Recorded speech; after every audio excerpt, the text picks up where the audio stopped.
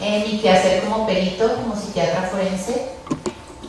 Y esta charla, como decía el doctor Perea, tal vez no es un tema muy taquillero ni muy conocido, pero tiene unos objetivos fundamentales y es poder visibilizar la psiquiatría por fuera de los consultorios, por fuera de las EPS, por fuera de la práctica privada y visualizar cómo los psiquiatras podemos tener un impacto muy importante dentro de otras áreas de la vida cotidiana y que más importante que en los procesos de administración de justicia en nuestro país. Pues con esto fundamentalmente lo que busco, como les digo, es poder como ampliar un poco la visión que tenemos nosotros mismos como profesionales de la medicina, en donde muchas veces nos circunscribimos solamente al tema de la consulta externa, a las urgencias y a la atención del paciente, y yo pienso que tenemos muchos otros campos de acción que pueden hacer muy positiva nuestra práctica como diferentes especialistas en muchas áreas. Entonces, con esto pues les cuento un poquito por qué decidimos traer esta charla. Yo les voy a compartir unas imágenes de Doris Salcedo, que es una escultora colombiana, es bogotana, es una mujer que ha tenido un renombre internacional importante, al igual que nacional, y es una mujer que responde mucho a la problemática de violencia sociopolítica del país. Esto no es con fines de ser negativistas ni mucho menos, sino puede contextualizar un poco qué es lo que está pasando dentro de nuestro tejido social, ¿sí? Esta escultura se llama Las sillas vacías del Palacio de Justicia, del 2002, que representan esas sillas vacías que quedaron producto del genocidio del Palacio de Justicia, que tienen unos dolientes, que tienen unas personas que nunca se van a olvidar, y que nosotros tenemos que entender que todos estos fenómenos de violencia a nosotros también como médicos nos competen desde diferentes áreas o desde diferentes prácticas. Más nosotros, pues los psiquiatras, digamos que estamos tan relacionados directamente con todos estos fenómenos de violencia y las repercusiones psicológicas y psiquiátricas que eso genera en la sociedad. Las normativas simplemente les voy a mencionar como alguna información desde el punto de vista legal. Digamos que nuestra profesión no es el derecho, pero tenemos que adecuarnos a un marco jurídico definitivamente. Y existen unas leyes, entre las cuales está la Ley 938 de diciembre 30 de 2004, donde se determina que los peritos que trabajamos en el Instituto Nacional de Medicina Legal, y todas, digámoslo así, sus sedes a nivel nacional, estamos adscritos a la Fiscalía General de la Nación. Y esto tiene una importancia vital, porque nuestros conceptos determinan de manera importantísima cuáles van a ser las decisiones de los jueces ante la determinación de imponer una pena o incluso ante la decisión de no imponer una pena. Entonces, por eso es importante que sepamos que esto está normativizado. El Instituto Nacional de Medicina Legal y Ciencias Forenses pues pertenece a la rama judicial, obviamente, pero tiene una independencia en una cantidad de aspectos, desde la personería jurídica, el patrimonio propio y la autonomía administrativa. La idea que nosotros tenemos, o el objetivo que nosotros tenemos como peritos, es poder prestar un auxilio a través de un soporte científico, a través de la construcción de unos conceptos periciales dentro de los procesos de administración de justicia a nivel nacional, en lo concerniente obviamente no solo la parte psiquiátrica, sino la parte clínica en términos, por ejemplo, de lesiones personales. Los médicos, por ejemplo, generales que se dedican a la parte forense también tienen una intervención importantísima, y trabajamos de manera multidisciplinaria o mancomunada para poder construir un concepto que le sirva a la autoridad y que pueda aclarar en términos de lo médico, lo psiquiátrico, lo clínico, qué decisión debe tomar en referencia a las personas que nosotros evaluamos. Les voy a compartir un poco el término perito. Proviene del latín peritus y significa sabio. Obviamente no somos sabios, pero pues digamos que es un sabio, es una persona con una sapiencia importante en un arte o en una ciencia, y digamos que la persona que posee unos conocimientos teóricos estructurados e importantes en términos de esta ciencia o de este saber, informa un juramento al juzgador sobre puntos litigiosos importantes. Digamos que nuestros conceptos parten mucho de lo que nosotros como individuos somos y de la historia que cada uno trae, pero debemos tratar de ser lo más objetivos posibles al momento de emitir el concepto, al momento de construir la pericia, para que todos estos elementos personales no vayan a interferir en la construcción de dicho concepto, porque entonces si metemos todo lo personal ahí, y no diferenciamos muchas otras cosas objetivas, que es importante, podemos, digámoslo así, viciar un poco el concepto que construyamos, ¿no? En el caso propio de la psiquiatría, pues actuamos en calidad de expertos y conocedores de esta materia, y fundamentalmente lo que nosotros queremos evaluar es el estado mental de un sujeto en un conflicto con la ley. Esto obviamente tiene muchas aristas que les voy a ir explicando a lo largo de la charla, pero fundamentalmente tiene como ese objetivo. Esta es otra imagen un poco triste, si se puede llamar así, que se denomina Trabiliarios, de Doris Salcedo en el 96. Es una propuesta donde hay unos zapatos, parecen unos simples zapatos, pero fueron zapatos de algunas personas que ya no están. Y esos zapatos son las reliquias que quedan de los recuerdos de unos dolientes que tienen presentes a esos parientes o a esas víctimas en su cabeza, ¿sí? Nosotros no podemos olvidar que al construir conceptos psiquiátricos forenses vamos a determinar de manera importante un apoyo a la justicia en términos de la construcción de un concepto pericial. Entonces tiene muchísima responsabilidad porque es lo que el juez va a tomar en cuenta al momento de tomar una decisión que probablemente o de manera importante va a afectar a toda una familia si se impone una pena importante para ese individuo. Obviamente para poder enmarcarse en unas normativas es importante que la práctica tenga una sistematización de alguna manera, que haya una conceptualización que todos los peritos podamos compartir. Tiene que tener un sustento jurídico para poder lograr una evaluación adecuada, generar una discusión y unas conclusiones para que la autoridad los tome en cuenta al momento de la decisión que va a tomar. Esto se hace a partir de la construcción de unas mesas de trabajo, ¿sí? Para poder conceptualizar unas guías para que nosotros tengamos una orientación respecto a las diferentes pericias que nos solicita la autoridad. Esto se hizo entre el año 2007 y 2015, ustedes pueden ver que fueron varios años tratando de construir guías y hay guías que todavía no han podido, digamos, llegar a consolidarse porque hay muchos aspectos que tienen que estar en común acuerdo para poder, digamos, construirse como guías para la orientación de los psiquiatras. Dentro de esto, pues se construye una subdirección científica, dentro de los servicios forenses, se hace una evaluación de los pares internos, es decir, se hacen esas mesas de trabajo, esas mesas redondas para poder construir esas guías y luego esas guías son evaluadas por pares externos para finalmente lograr la construcción de la guía, por ejemplo, para la realización de una pericia en términos de un menor de edad víctima de delito sexual, ¿sí? Más adelante les voy a explicar las guías más importantes con las que nosotros como psiquiatras y psicólogos trabajamos. Se me olvidaba comentar eso desde el principio. La pericia psiquiátrica viene también asociada con el trabajo mancomunado con los psicólogos, o sea, trabajamos en equipo y ellos como nosotros podemos trabajar en las pericias pues, que la autoridad nos solicite, o sea, trabajamos en equipo, por decirlo de alguna manera. Les voy a nombrar como las pericias, pero obviamente no, pues por cuestiones de tiempo y de manera práctica, pues no vamos a explicarlas todas, pero para que ustedes conozcan nosotros en qué trabajamos, o qué es lo que la autoridad nos solicita, que le realizamos conceptos en términos de la evaluación de un examinado de un individuo. Tenemos una base que es el protocolo de la evaluación básica en psiquiatría y psicología forense que nos determina como el camino a seguir en términos de lo que tenemos que evaluar en cada examinado.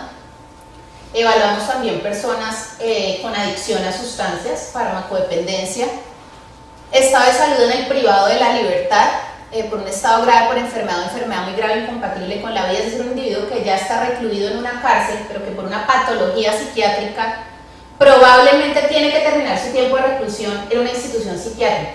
Qué importante que nosotros podamos emitir un concepto de la manera más acorde posible a la realidad, porque qué tal que nosotros con nuestro concepto desviemos un poco lo que la autoridad no conoce en términos de lo psiquiátrico y esta persona muera, digamos, debido a un suicidio, por ejemplo, en reclusión, y no se dé el concepto adecuado para que pueda irse a internar a una institución psiquiátrica. Entonces es como para explicarles un poco esa pericia, pero pues también más adelante se las voy a mencionar.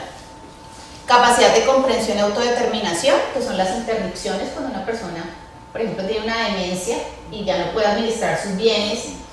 Vemos muchos intereses por debajo de cuerda, personas que quieren ser determinadas como interdictos al papá que nunca voltearon a mirar, pero que al final del camino tenía una pensioncita o una tierrita por allá en alguna parte. Entonces el psiquiatra tiene que hacerle la pericia y nosotros tenemos que determinar que es interdicto, pero tenemos que recomendarle a la autoridad que vemos otro tipo de aspectos sociales y psicosociales importantes que pueden estar determinando cuál es la intención del proceso de interdicción. O sea, no solo aplicamos el concepto desde los psiquiátricos, sino que también le damos recomendaciones a la autoridad para que de pronto tenga una apertura en términos de lo que él no puede ver por los intereses secundarios, y lo vemos desafortunadamente con mucha frecuencia. Mantenimiento o cambio de medidas de seguridad inimputables. Es que ya les estoy explicando como todas las pericias, pero pues es como para decirles un poco de qué se trata. Los inimputables son las personas que al momento de cometer el ilícito no tienen la capacidad de comprender o de autodeterminarse en términos de la ejecución de ese acto ilícito. Tenemos muchos casos relevantes, el monstruo de Monserrate, digamos que es como de los casos más recientes de connotación nacional, en donde todos los ojos están puestos en medicina legal y en nuestro quehacer, porque ¿será que le van a dar una inimputabilidad a ese asesino? Pero es que nosotros no podemos entrar en esos folclorismos de simplemente decir que es un asesino. Tenemos que evaluar la historia personal, la historia familiar, los antecedentes personales desde el punto de vista médico, la personalidad premórbida, el funcionamiento global del individuo, para poder hacer un concepto lo más ajustado posible a la realidad, ¿sí? Vemos desafortunadamente muchos niños y niñas víctimas de delitos sexuales, ¿sí? Y les voy a explicar más adelante qué es lo que nosotros evaluamos en estos niños desde la psiquiatría y desde la psicología. Las autopsias psicológicas, personas que ya han fallecido, debemos tratar de determinar cuál fue la causa de muerte y cuál fue la motivación psicológica para que ese deceso se hubiese dado. Violencia intrafamiliar. Estamos viendo muchísima violencia intrafamiliar. Pienso que ese es un reflejo de la descomposición del tejido social que tenemos en muchos aspectos, desafortunadamente, en donde los niños se vuelven el florero de Llorente en términos de las dificultades que tenemos los adultos para manejar nuestros conflictos. Entonces nosotros tenemos que entrar a evaluar una cantidad de aspectos de violencia intrafamiliar, incluso para determinar los roles de paternidad tanto de madre y de padre. Entonces fíjense qué importante uno poder decirle a la autoridad que esta persona puede ejercer su rol de madre o no lo puede ejercer. Son cuestionamientos muy profundos que nos tenemos que hacer, porque digamos que todos los hijos tenemos derecho a unos padres, pero hasta qué punto si nosotros le damos la custodia o el concepto, no es que se la demos, ¿no? Porque me estoy poniendo en un papel de juez, pero si nosotros consideramos que ese individuo por unas características de personalidad puede ejercer un rol materno y nos equivocamos, en manos de quién va a quedar ese menor, ¿no? Eso es como para comentarles un poquito la responsabilidad en términos de estas determinaciones o de estos conceptos.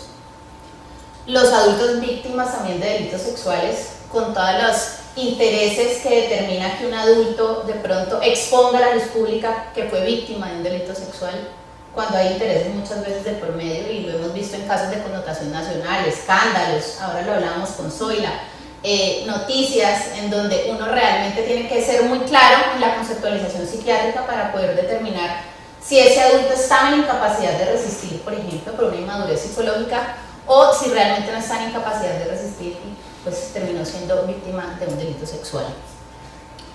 Estamos trabajando mucho en el tema de violencia sociopolítica, tanto desde el punto de vista individual como desde el punto de vista colectivo. Se viene todo el fenómeno del posconflicto, donde ya estamos comenzando a ver personas que, digamos, directamente estuvieron en uno u otro de los frentes, por decirlo de alguna manera, pues digamos, del conflicto armado que hemos vivido. Entonces estamos trabajando mucho sobre eso.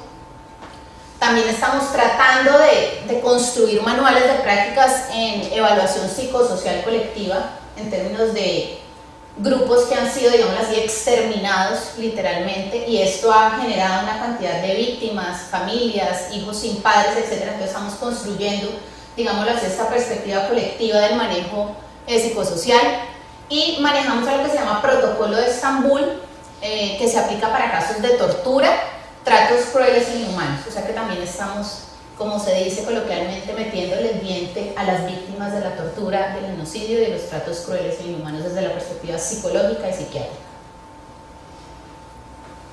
Este es el protocolo de evaluación básica, ¿sí? Tanto en psiquiatría como en psicología. Entonces se los voy a leer como muy literal, porque esa es como la base. Es como obtener información acerca del estado mental y las circunstancias del antes, del durante y del después de los hechos que se encuentran bajo investigación.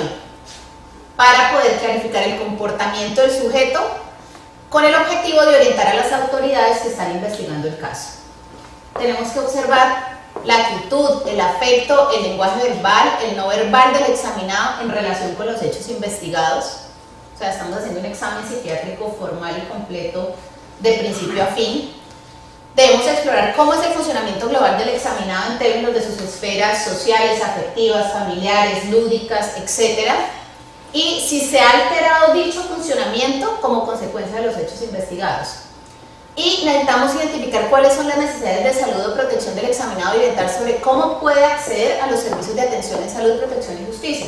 Porque yo le puedo decir a la autoridad, sí, este individuo fue víctima de un delito sexual por X o Y razón, pero ¿y este individuo qué necesita? Ya, es una víctima más dentro de las estadísticas de violencia o de delitos sexuales. No, este individuo necesita una psicoterapia por psicología de orientación tal y tal. O este individuo sugiero que vaya a su EPS, atenciones por psiquiatría, para un tratamiento antidepresivo, ¿sí? No nos podemos quedar solo con la construcción del concepto desde el dictamen pericial, sino que también es nuestra responsabilidad y nuestro deber ético poder recomendarle a las autoridades qué es lo que nosotros consideramos puede beneficiar no solo al examinado o al paciente, sino a todo su grupo familiar. Les hablaba un poco inicialmente pues de la guía sobre capacidad de comprensión y autodeterminación. Entonces nosotros vamos a valorar en un imputado o en un sindicado sus rasgos de personalidad y la motivación frente al acto que se le imputa, la conducta desplegada y las funciones mentales. Volvemos a lo mismo, antes, durante y después de los hechos investigados. O sea, no nos quedamos solo con la realización del ilícito motivado por la ira y el intenso dolor, sino qué hay detrás de ese individuo, qué lo habrá motivado, cuáles eran sus necesidades, ¿sí? Desde el punto de vista psicosocial, desde el punto de vista de su personalidad primordia, que determinó seguramente que el individuo hubiera reaccionado de dicha manera. Y tenemos que ser muy claros en esto cuando se lo manifestamos a la autoridad. Tenemos que establecer si tenía o no conservada la capacidad de comprensión de la ilicitud de su conducta y si era capaz de autodeterminarse, ya sea por inmadurez psicológica, por trastorno mental, por discapacidad psíquica, por una cosmovisión diferente desde el punto de vista pues, cultural, por ejemplo un indígena, por poner un ejemplo, que tenga una concepción cultural que, por ejemplo, haya justificado la realización de determinado acto que para la cultura occidental es totalmente punible. Entonces, eso puede determinar que no hubiese tenido una capacidad de autodeterminación. Les vuelvo al ejemplo del monstruo de Monserrate, ¿sí? Que es como el caso de connotación nacional más reciente que tuvimos en el instituto hace aproximadamente un mes, y cómo digamos en el argot popular la gente fue el monstruo de Monserrate de medicina legal, ese tiene que ser un asesino, ese tiene que ser malo, ese le tiene que... no, pero la gente no sabe el trabajo que hay que hacer por detrás para entender qué fue lo que sucedió para que ese individuo cometiera tales delitos. Obviamente pues no viene al caso decirle si lo consideramos imputable o inimputable, eso tarde o temprano saldrá a la luz. Pero es como toda la construcción que se tiene que hacer del antes, del durante y del después del individuo para poder determinar su condición de inimputable o imputable. Esta lámina me parece bien interesante, es Chibolet, de Doris Salcedo en el 2007. Eso es una grieta, definitivamente, esa es la grieta que existe en nuestro tejido social en términos de todo lo que vemos de las clases sociales, de las divisiones y cómo... ¿Señor? Generacional.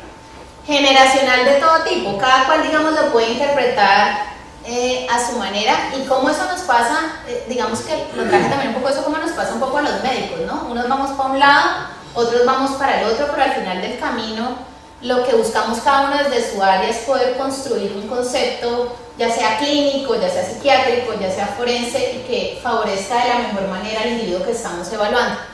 Pero esa grieta definitivamente es real y tenemos que tratar de rellenarla de alguna manera con el paso del tiempo. Esta pericia es interesante, esta pericia a mí me gusta mucho porque, como les comentaba previamente, es evaluar el estado mental del privado de la libertad. Entonces uno dice, no, pero es que las personas que ya están judicializadas, que ya tienen una pena, ellos se están haciendo seguramente para que los saquen de la cárcel y están fingiendo que tienen una patología mental. Muy triste la situación. Las cárceles de nuestro país están llenas de enfermos mentales que no deberían estar ahí. Hace unas 2 semanas estuvimos en unos foros del Comité Internacional de la Cruz Roja, donde prácticamente se habla de violación de los derechos humanos. Entonces, definitivamente, que llegue a nuestros consultorios un individuo que ya está judicializado o que ya tiene una pena impuesta, y que nosotros tengamos que determinar que en realidad antes de la realización del hecho ilícito, el hombre ya estaba enfermo, y decirle, pues mire, lleva 10 años, pero es que resulta que él siempre fue un esquizofrénico, o él siempre fue un paciente maníaco que hizo una ruptura psicótica. Es un tema con el que nos tenemos que comprometer, y les insisto sobre este tema porque me parece preocupante, y me parece, como les digo, que esa grieta hace que nosotros pensemos que eso es solo por otro lado y que no nos compete. Las cárceles de nuestro país están llenas, desafortunadamente, de enfermos mentales, con una cantidad de decesos, con una cantidad de suicidios, con una cantidad de reagudización de patología psiquiátrica, y con una importante, digámoslo así, comorbilidad con la farmacodependencia. Entonces, el tema es de ponerle cuidado. La interdicción judicial es una pericia que hacemos con mucha frecuencia. Realmente la hacemos en adultos mayores, pues porque el señor ya con una demencia, vuelvo y les digo, pues tuvo una pensión, y entonces el señor que nunca habíamos vuelto a mirar hace 20 años se volvió supremamente importante. Muchas veces llegan estos individuos casi en condición de pérdida total del autocuidado, ¿sí? Sin red de apoyo, ¿sí? Digamos que los psiquiatras le damos muchísima importancia a la red de apoyo porque se constituye en un pilar fundamental en términos de la posibilidad que tiene un paciente de recuperarse, o inclusive de no recuperarse o de reagudizarse. Entonces muchas veces vemos como estos individuos, muchos definitivamente son interdictos, es decir, no están en capacidad de administrar sus bienes, ya no tienen comunicación, tienen demencias severas tipo Alzheimer, etc.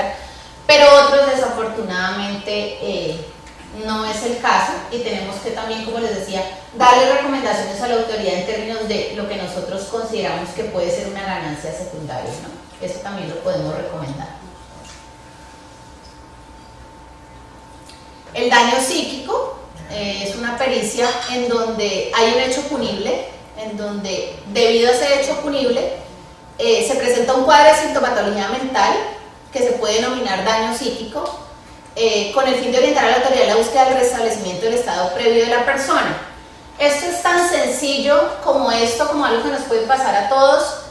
Vamos como peatones, nos atropella una moto, y derivada de ese accidente en el cual nos vemos envueltos, tenemos una fractura de fémur. Les estoy dando ejemplos de la vida real de esa fractura de fémur. Entonces vienen otras complicaciones, viene una osteomielitis, viene la pérdida del trabajo, las complicaciones, digamos, sexuales derivadas de las dificultades en la relación de pareja por esa fractura, y ahí comienzan a aparecer una cantidad de síntomas psiquiátricos y psicológicos severos, donde los individuos llegan a presentar trastornos depresivos mayores. Y uno dice, pero bueno, pero es que si a uno lo atropella una moto y se le fractura el fémur y le ponen 2 tutores externos, pues uno se recupera. ¿Cuánto es el tiempo de recuperación de un individuo y qué capacidad de afrontamiento y qué mecanismos tiene ese individuo para asumir esa situación, si era la cabeza de familia que determinaba el sustento de ese grupo familiar? Entonces sí vemos perturbaciones psicológicas y daños psíquicos derivados de aparentemente situaciones que son de la vida cotidiana, pero que no todos los individuos tienen, digamos, la capacidad real en términos de lo económico, por ejemplo, en términos de la red de apoyo, o psicológico para poder afrontar. Entonces vemos bastantes daños psíquicos y perturbaciones psicológicas derivadas de lesiones personales, incluso de atracos, por ejemplo, ¿sí? En donde usted lo pueden atracar, le pueden lesionar la cara, le pueden lesionar una extremidad, como les decía ahorita, y todo esto nuestro compañero Daniel también nos va a explicar en 8 días un poco más respecto al tema. Vemos mucho adicción a sustancias, ¿sí? La idea es hacer un diagnóstico psiquiátrico psicológico positivo o negativo o indeterminado sobre la adicción a sustancias, ¿cierto? Porque es que si yo soy un fármaco dependiente y trabajo en el área de estupefacientes y he sido un fármaco dependiente desde hace 20 años y como trabajo en esa área, yo sé que hay unos cargamentos en tal parte y pues yo no me puedo tolerar y aguantar eso y pues tengo que ayudarme un poquito con una dosis personal, ¿sí? Y vuelvo y les digo, estos son casos de la vida real. Doctora, usted me entiende, pues es que si uno es un fármaco dependiente y le ponen ahí la papaya en la mano, ¿yo cómo digo que no? ¿Será que ese individuo es fármaco dependiente en realidad? ¿Será que está teniendo un abuso de poder? Yo tengo que explorar todos los fenómenos de dependencia, todos los cambios en el patrón comportamental que ese individuo ha tenido para poder determinar si es o no un fármaco dependiente y si eso influyó en la toma de decisión al momento, digamos así, de cometer el ilícito. Y volvemos a lo mismo, la cantidad de farmacodependientes en posiciones de poder, en posiciones de autoridad, en posiciones de alta jerarquía, si no lo vemos todos los días en la televisión con todos estos escándalos, es importantísimo. Y como una pericia psiquiátrica o psicológica puede determinar que un individuo pague o no pague de manera justa una condena. La violencia intrafamiliar, es complicadísimo esta pericia, es una guía que no hemos podido construir porque desde diferentes áreas, tanto los psicólogos como los psiquiatras tienen diferentes enfoques. La violencia intrafamiliar no se queda solo en términos de la violencia intrafamiliar como hechos de autoagresividad o heteroagresividad, sino que lleva consigo otra cantidad de aspectos en términos de lo económico, en términos de cómo se da la afectación de los menores, entonces es complicado. Y la idea es poder ver las consecuencias en el psiquismo, digamos derivadas de uno o varios miembros de la familia, derivadas de los hechos de violencia intrafamiliar. Entonces muchas veces la autoridad nos solicita que evaluemos a los 2 papás y a los 4 hijos. Pero entonces esos niños vienen viciados, porque es que la mamá le dijo, acuérdese que lo que hay que decir es esto, pero entonces el papá se contradice y todos están buscando, digámoslo así, de alguna manera, protegerse a sí mismos, cuando los verdaderamente, digamos, puede sonar un poco duro, pero los verdaderamente dañados psicológicamente son estos menores de edad que están en un proceso de desarrollo de su psiquismo y en un desarrollo físico y una condición de vulnerabilidad importantísima, donde sus figuras de autoridad, sus figuras de afecto, de apego, sus estructuras mentales no pueden ni siquiera con ellos mismos y ponen a los hijos en esa situación. Entonces son pericias complicadas en donde realmente vemos que se afecta toda la dinámica familiar y de ahí pueden surgir delitos sexuales y de ahí pueden surgir otro tipo de situaciones un poco más complicadas y delicadas. Las autopsias psicológicas para diferenciar la manera de muerte, esto sí les cuento que no me ha tocado la primera, espero que no me toque, pero en algún momento me tocará, porque debemos contribuir al esclarecimiento de muertes dudosas mediante la aplicación de una autopsia psicológica como técnica complementaria para la diferenciación de las 3 maneras de muerte violenta, que puede ser un suicidio, un homicidio y un accidente con fines de investigación. Pero es que aquí ya no tenemos personas. Acá nos basamos en un expediente que tenemos que estudiar de manera profunda desde el punto de vista teórico, tenemos que apoyarnos en los familiares. Entonces son pericias complicadas y como todo, digamos, en nuestra sociedad, no solo a nivel nacional, sino a nivel global, muchas veces tienen ganancias secundarias que buscan determinar que es mejor que no se sepa que se habrá suicidado, sino que es mejor o nos conviene determinar o que el psiquiatra considere que fue que lo mataron, por una u otra razón. Entonces son pericias un poco complicadas, pero no son pericias que veamos con mucha frecuencia, por lo menos en Bogotá. Pericias psiquiátricas o psicológicas en adolescentes y niños víctimas de delitos sexuales, una estadística alarmante, una estadística aterradora, triste, en donde los niños son presuntas víctimas de delitos sexuales y nosotros tenemos que determinar cuál es su estado o su condición de salud antes, durante y después de los hechos. Y tenemos que plantearle a la autoridad lo que quiere que nosotros le digamos es díganos si realmente el niñito está diciendo la verdad. Eso es como un poco lo que ellos nos quisieran decir en términos un poco más, que obviamente no nos lo dice, pero por favor confírmeme a ver si yo le puedo dar la sentencia a este individuo. y no todo el tiempo es igual, no todo el tiempo funciona igual. Tenemos que evaluar la coherencia interna del relato, ver si tiene un respaldo afectivo, ver la coherencia externa, si hay un hilo, digamos, conductual en términos del relato que el niño plantea.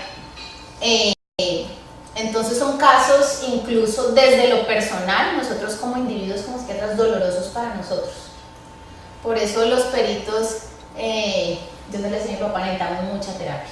Necesitamos mucha terapia personal y mucha terapia grupal, porque digamos que esa descarga en términos de esos testimonios y poder determinar si ese testimonio es coherente o no, tiene una significancia importante, y sabemos que va a tener una injerencia seguramente sobre ese agresor que está esperando ese concepto para que el juez determine o no una condena con él. Lo que les decía inicialmente, estamos trabajando sobre criterios orientadores para la evaluación individual y colectiva por violencia sociopolítica. Se nos viene un mar importante, nuevo, de gran aprendizaje, porque vamos a ver individuos que han pasado por situaciones que seguramente ninguno, afortunadamente, de los que estamos aquí en este recinto hemos pasado. Entonces nos vamos a enfrentar a cosas seguramente distintas que vamos a tener que robustecernos desde el punto de vista teórico y desde el punto de vista práctico para poder entender cómo funcionan los fenómenos psicológicos o cuáles son las consecuencias de esos fenómenos psicológicos en términos de las víctimas de la violencia sociopolítica. Recomendarle también a la autoridad a través de la construcción de manuales de buenas prácticas en los temas de evaluación psicosocial. Los médicos hay veces pensamos que a nosotros lo psicosocial no nos compete, ¿no? Que eso no es como que de nosotros. Pero, ¿y si la gente no tiene que comer, será que eso no impacta sobre su salud física y sobre su salud mental? Yo pienso que sobre eso no tenemos ninguna duda. No significa que nosotros nos podemos poner al lado de cada persona en esa situación, pero pienso que es una cosa que no podemos considerar que es externa a nosotros y que no nos compete, porque es una cosa que directamente está relacionada con nuestro quehacer diario.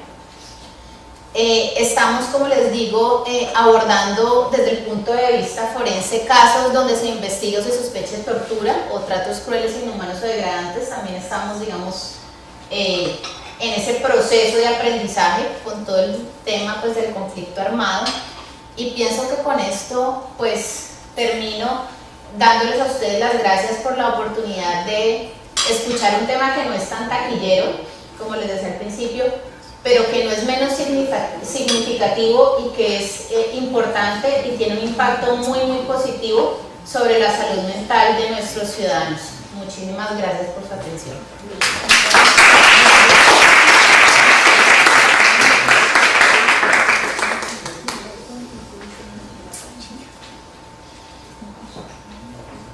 Esto es mejor, vamos a eso.